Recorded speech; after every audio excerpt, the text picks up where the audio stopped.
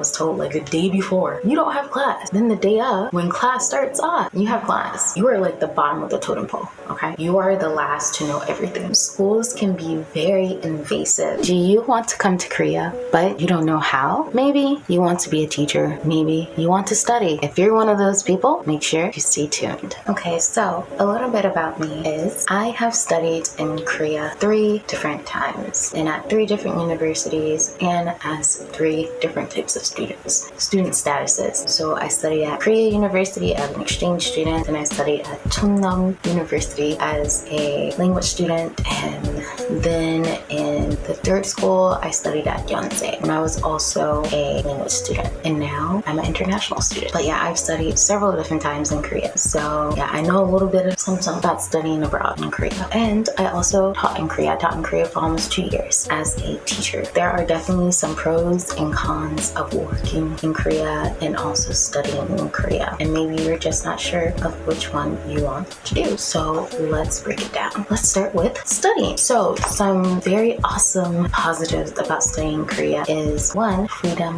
of time. So as a student, after class, you're free to do whatever you want to do. Maybe you want to take like a quick trip to Seoul. Maybe you want to go down to Busan. You can do that, honey. Okay? You have like free time to yourself to do what you want to do. Also, you can explore Korea. You have more time to explore Korea and do what you want. I want to say you're more able to like meet up with friends and make new friends and go to different types of settings and all that great stuff. Also, you can make great connections with professors. I have a pretty cool story time about one of my professors. Number 4, you can fully immerse yourself in the language and the culture. Your time is only really locked for school, and I can tell you first off, as an exchange student, probably gonna have an easier time than an international student. So as an exchange student, classes are like easy peasy. Honestly, I don't even remember going to class. Like, I don't recommend you guys do this, but like, I used to skip class to go to countdown. Don't be like me. But that was what my life was as an exchange student. Also, usually like if you're at a university, you are near like really, really good places to eat. Okay? You're near some like blessed places. I used to go to school like in the boonies, and there was still like so many good restaurants to eat at. If you are a student, you can pick your location of what school you want to go to. So you can pick if you want to go to Seoul, or you can pick if you want to like go to Busan. Like usually you have more leeway of where you want to go. I can say that's been the case for me as a student because of the types of programs I've done. Now, some cons of being a student. Money.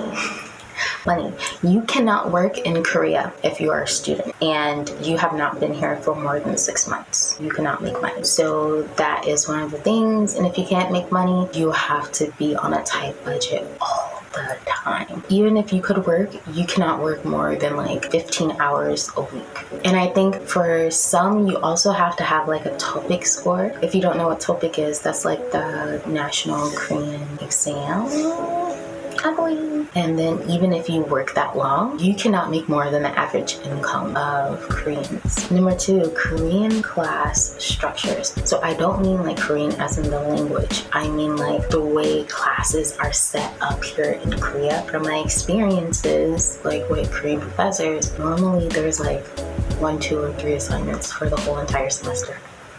How am I supposed to survive? What if I mess up? How can I redeem myself? There's like those 1 or 2 assignments and then a final. So that's one thing that like I found iffy. A second thing is in the classroom, grades are kind of like a secret. I don't know why. Like grades are like this secret thing. And like you have to fight tooth and nail to ask the professor your grade. They don't even show it in like the grade book. There's so many jumps to ask like what your grade is in the class as a whole. Those are like my only cons as a student. Okay, so now let's talk about the pros and the cons of working in Korea, specifically being a teacher. So number 1, you get to meet a diverse group of students from different backgrounds. So what I mean by that, yes, I know Korea is a homogenous country, but students are not all the same. All students come from different backgrounds. They all have different personalities. So you get to meet these students, interact with them, and have fun with them. Like that was one of my favorite parts about my job. Number 2, you can earn money. You might need that coins. You can earn money while you're here. The average salary for teachers is usually about about 1.8 million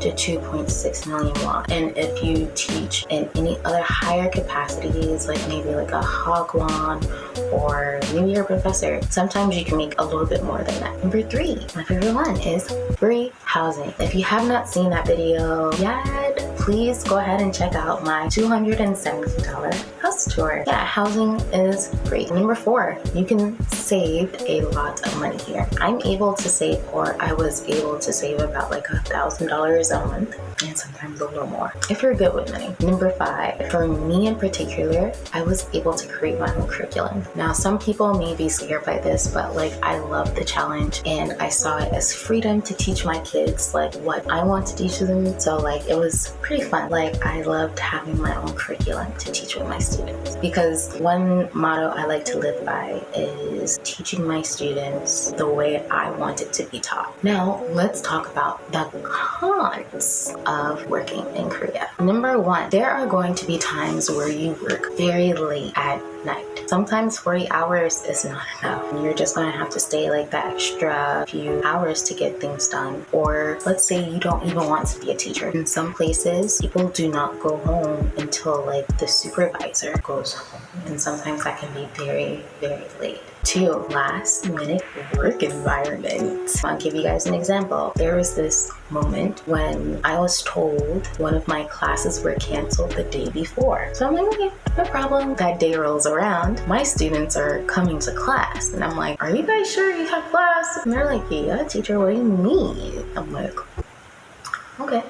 I was told like the day before, you don't have class. Then the day of, when class starts off, you have class. So things can be very last minute, especially as like a foreign teacher. You are like the bottom of the totem pole, okay? Just remember that. You are like bottom. You are the last to know everything. So sometimes they might not even tell you anything.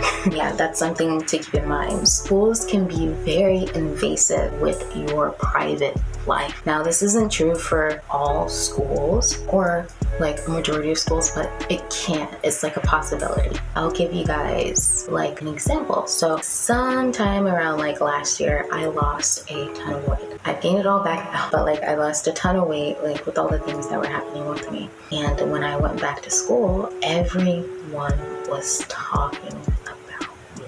And I didn't know this until like my co-teacher had told me. She was like, yeah, you know, like everyone was like wondering like, why do you look that way?